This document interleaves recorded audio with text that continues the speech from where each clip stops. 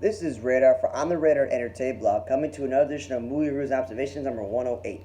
The first movie I watched was called Menari, with the famous guy Stephen Yeun, who's been in so many things like The Walking Dead and whatnot. Now, this movie was a mixture of Korean and English because it's about a Korean immigrant family tired of just struggling where they live, moving out here, owning a farm. And I feel like this movie took place like, I don't know, 70s, 80s, because it definitely wasn't any of the cell phones or technology. They're still using landlines. It was interesting. It was almost 2 hours, slowly moving, some solid acting, some solid writing, but I don't get the whole Academy Award nominee for Best Picture and Best Actor. I don't think that this deserved that. Rotten Tomatoes is right. This was a good movie. You can sit there, you can watch it, you can enjoy it, but overall it's just an okay movie. I liked it, but I didn't love it. Then the next movie I watched is called The Room. Now, The Room, not to be confused with the movie with Brie Larson and the kid being trapped in the room, or the movie that James Franco and Seth Rogen parodied in a movie about making the movie. This guy did all this stuff. But this was a horror film where this family was like upstate New York, and and they find a room that wasn't there when they thought, with some weird electrical stuff, and it by accident the husband learned, you can wish for anything, like money, paintings, food, whatever. The whole point of the movie is it's psychological, because at what point do you run out of things to wish for, how far you go to wish for certain things, and because the two of them had issues with having children in the past, do they use this power to have a kid? What happens to the things you wish for? So it was interesting. It wasn't the worst horror film.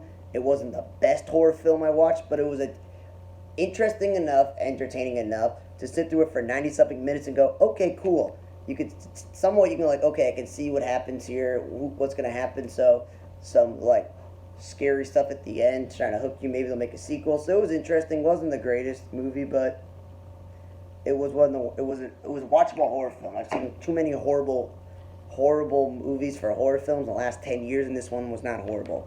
Then I watched the movie The Lovebird with Issa Rae, who's a really funny actress, and Kumail Nanjiani, who's pretty funny. He's a little oversaturated, but the point of the movie is they've been dating for years, but they always argue, and then they hit somebody, and they try to help them out, and some guy takes their car and runs them over and kills them, and they think that these people who saw them, they're going to call the cops on them. The cops are looking after them, so they spend the whole night avoiding the cops, avoiding the fact that they broke up, but also at the same time trying to figure out who the guy that took over the car and killed them, and they go on this wild goose chase, and you get Anna Camp from Pitch Perfect in the movie, and Kyle Bornheimer's in this movie, so it was like an interesting movie, but I felt like there wasn't a script. I felt like the two of them throughout the movie are insulting each other, making jokes, just improvising, the beginning, the middle, the end, all the crap happening to them, and I'm like, the two of them are funny people, but I don't think this is an improv show. It's a movie.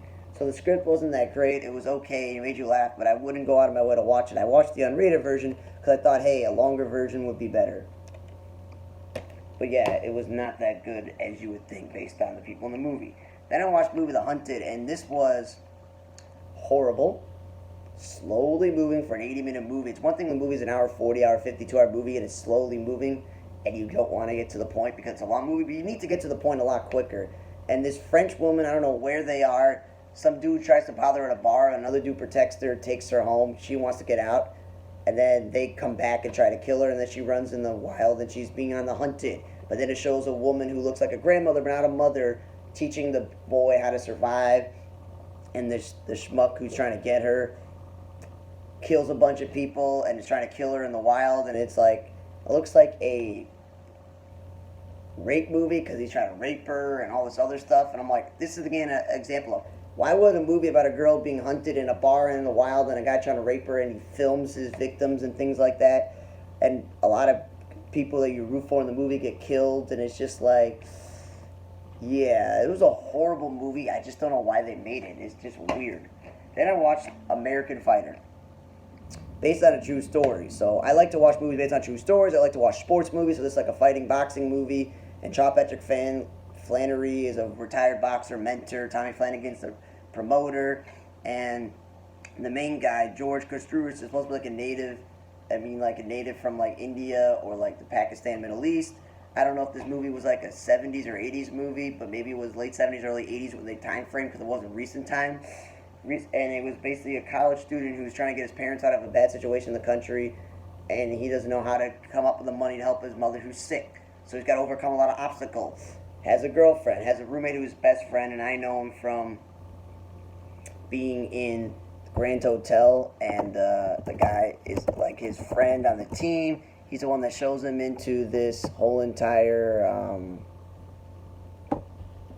world of underground fighting, and the story's like, well, he doesn't really have any training, but he's going to continue to fight to make money and save up to save his mother who's sick, and you're just like, cool. And Brian Craig, Brian Craig does a good job being like the supporting cast friend in there, but at the end of the day, there's some cliches, not the most well-written movie.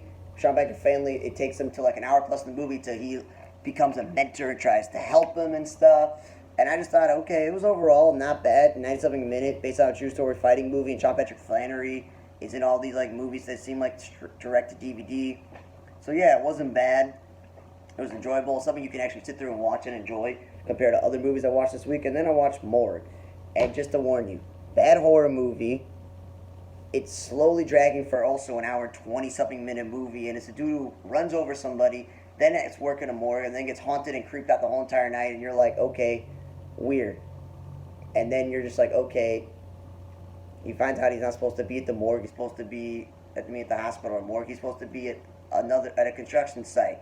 Was the guy who relieved him? Was the guy he killed? Or was it a ghost? Is somebody who was urinating in the building and he's trying to stop them? Is he a ghost? Is he, behind all this justice for running over and killing somebody? It was just horribly written, horribly put together. There's some weird, creepy scenes that are like, oh my god, I don't want to see that. Like horror scenes, like, okay, cool. They got some of the creepy imagery on the screen, horror thing.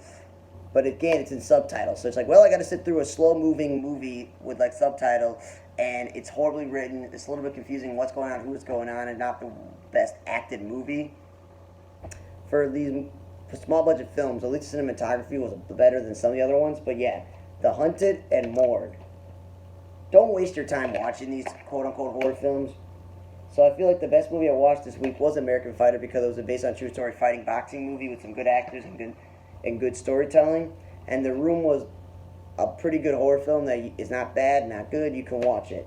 Menari, I thought it was a good movie, but I'm not giving it all the high praise. I thought it was an okay movie. Wasn't the world's greatest. Lovebirds, if you're really obsessed with anything Issa Rae or Kumail Nanjiani does, you'll sit through this bad movie, but it's one you just put on in the background, or if it's on Netflix or something, you can just watch, but I wouldn't go out of my way to buy it or see it. Thanks for listening to another edition of Movie Reviews and Observations number 108. For On the Radar Entertainment Blog, I'm Radar. See you guys next time.